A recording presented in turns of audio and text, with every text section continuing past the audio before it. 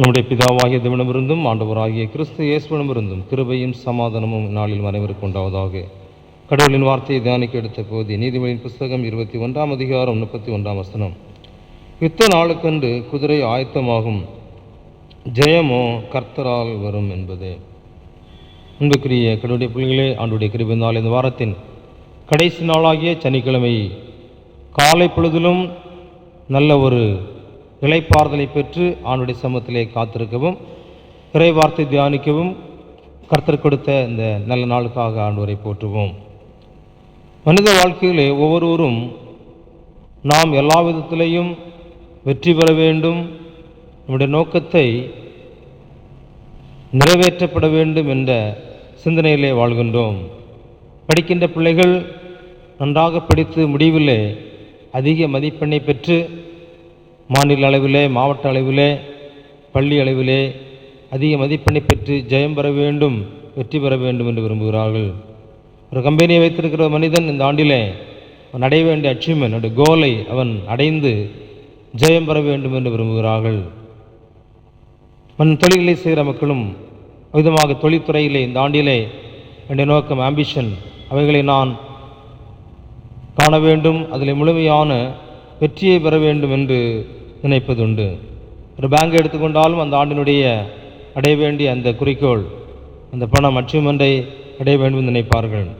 மனிதன் அமிதமாக வெற்றிக்காக பல வழிகளை கையாடுகின்றார்கள். நல்வழிகள் உண்டு. சிலர் குறுக்கு வழிகளையும் வெற்றி வாய்ப்பை சூட விரும்புகிறார்கள். பிள்ளைகள் நன்றாக படித்த தேர்வுகளாக படிக்காத பிள்ளைகள் காப்பி அடித்தல்லாவிட்டால் பல நிலைகளிலே வெற்றி பெற விரும்புகிறார்கள். செல்வந்தராக வாங்க வேண்டும் என்று விரும்புகிறவர்கள் உழைத்து நேர்மையாக சம்பாதிப்பதற்காக பல திருட்டு வழிகளிலே, கொள்ளை முயற்சிகளிலே, அல்லாவிட லஞ்சம் வாங்குவதிலே அவ்விதமாக தன்னுடைய குறிக்கோளை, வெற்றியை, ஜெயத்தை பெற விரும்புவதை பார்க்கிறோம்.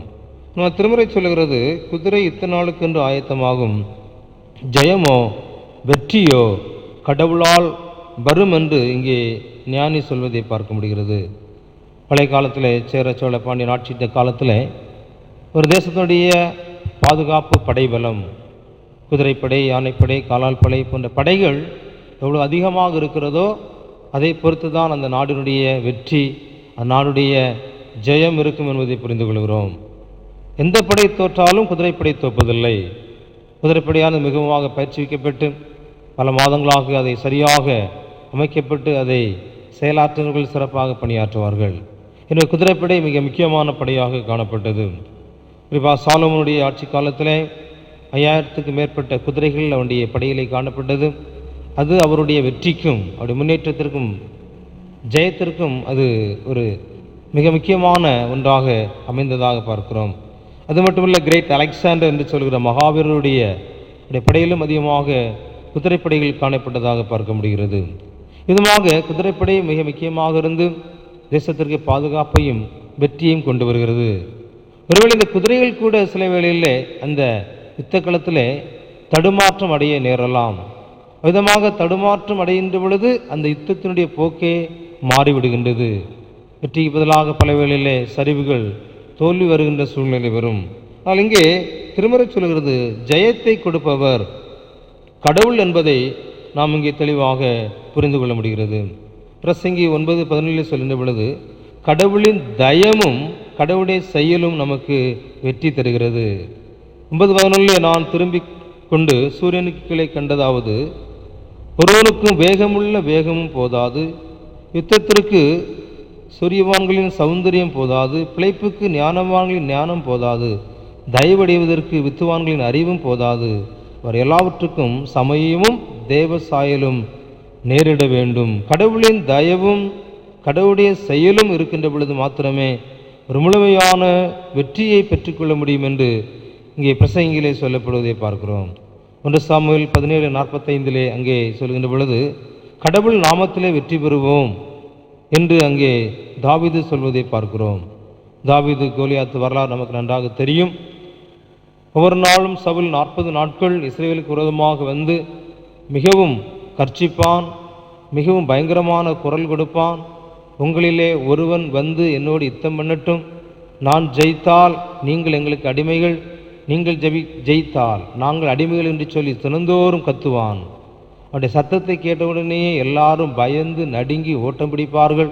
ஒரு பெரிய கலக்கம், ஒரு பெரிய பயம், ஒரு பெரிய நடுக்கம் காணப்பட்டது. சகோதரர்களுக்கு உணவு கொடுக்க சின்ன தாவீது வருகின்றான். இந்த வார்த்தைகளை கேட்கின்றான். அது அவன் உள்ளத்தை பாதித்தது. விருத்தச்சேதனமில்லாத இந்த பெலிஸ்தியன் இஸ்ரவேலின் கடவுளை நிந்திக்க எம்மாத்திரம், கடவுளால் அழைக்கப்பட்ட தெரிந்து கொள்ளப்பட்ட மக்களை நிந்திப்பதற்கு எம்மாத்திரம் என்று சொல்லி அவனுக்குள் ஒரு சூளுரை ஏற்கின்றான். கடவுளின் ஆற்றலை பெறுகின்றான். சின்ன ஒரு தம்பியாக நின்று சொல்கிறான், நீ நிந்திக்கிற கடவுளின் நாமத்தில் வருகிறேன். கடவுள் எங்களோடு கூட இருக்கிறபடினாலே, கடவுளின் தயவு எங்களோடு கூட இருக்கிறபடினாலே கடவுள் எங்களுக்கு வெற்றி தருவார் என்று அங்கே சவால் விடுகின்றான். யுத்தம் செய்கின்றான். சாதாரணமான ஒரு 3 கூழாங்கற்களை மட்டுமே கையில் வைத்துக் கொள்கின்றான். அவனிடத்தில் ஏராளமான ஆயுதங்கள் இருக்கிறது, படை பாதுகாப்பு இருக்கிறது, நல்ல ஆடைகளை அணிந்திருக்கின்றான்.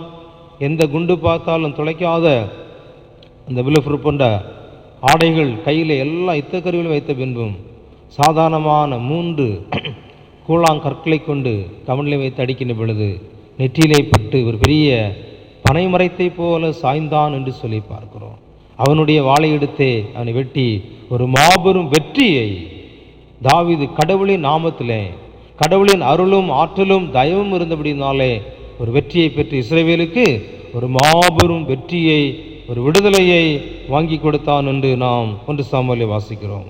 கடவுளின் தயவும் கடவுளின் செயலும் இரக்கமும் இருக்கின்ற பொழுது ஆண்டவர் மாபெரும் வெற்றியை சாதாரணமான எளிய மக்களை கொண்டு செய்ய அவர் போதுமானவராக வல்லவராக இருக்கிறார். பெரிய பலன் தேவையில்லை, பெரிய உருவம் தேவையில்லை, பெரிய ஆற்றல் தேவையில்லை. ஆண்டவர் சாதாரணமான மக்களையும் சாதாரணமான எளியவர்களையும் திக்கற்ற மக்களையும் பலவீனரையும் கொண்டு அற்புதமான பலமுள்ள காரியத்தை செய்ய போதுமானவராக இருக்கிறார் என்பதை புரிந்து கொள்கிறோம்.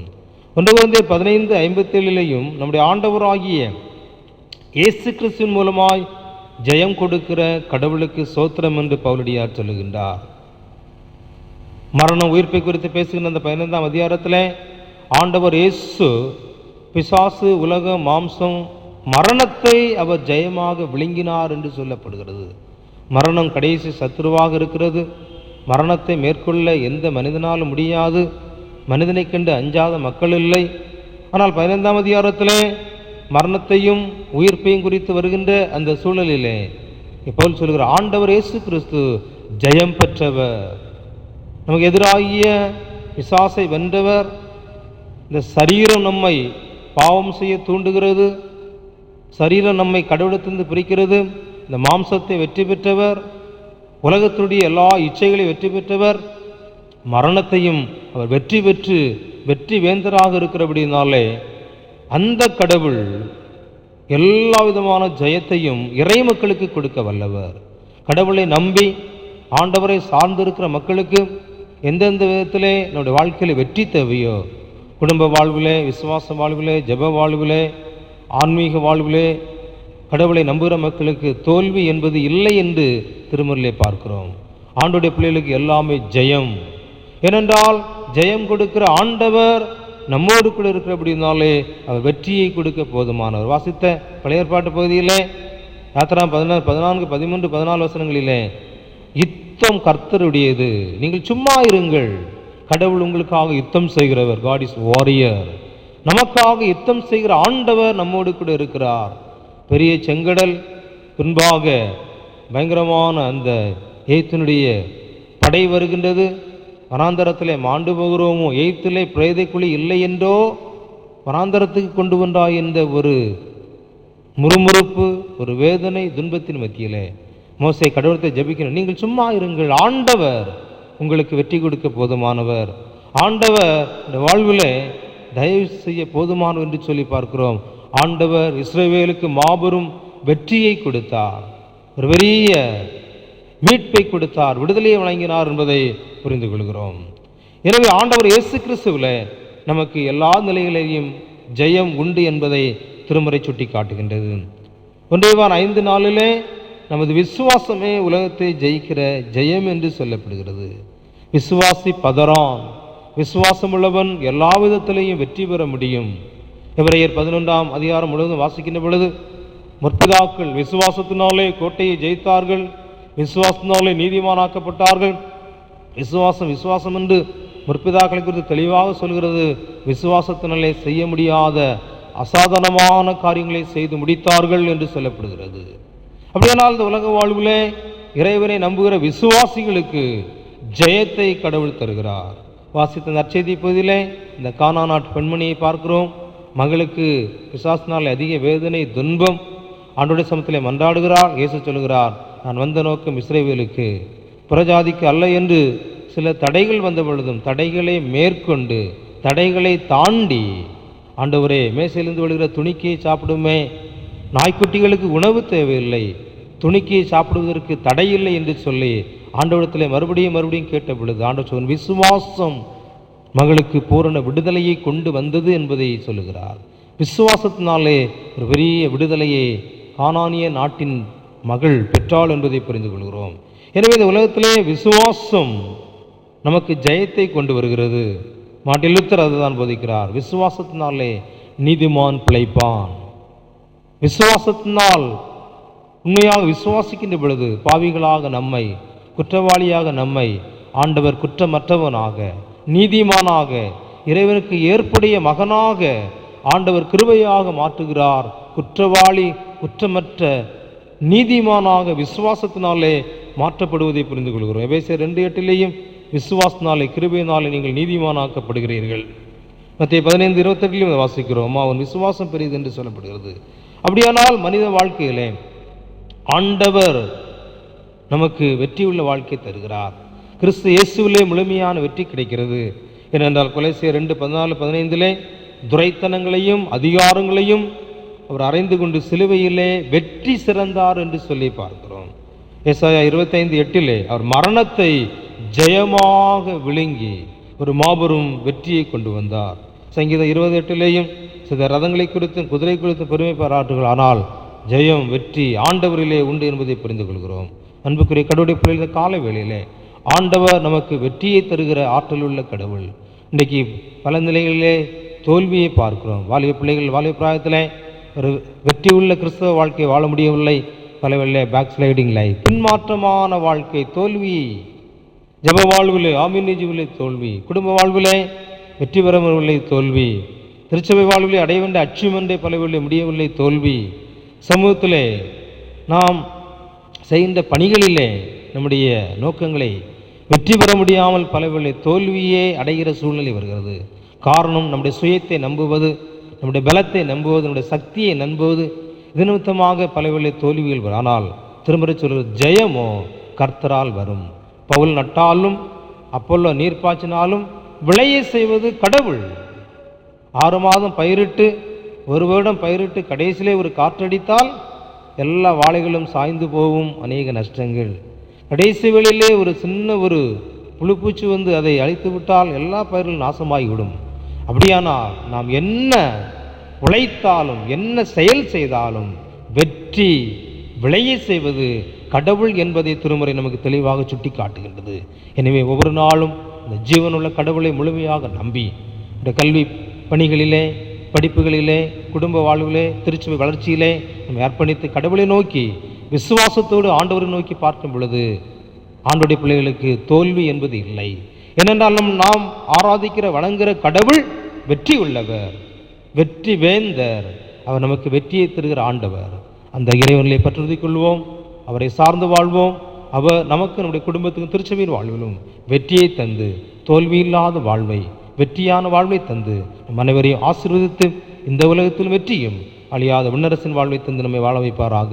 ஆம்.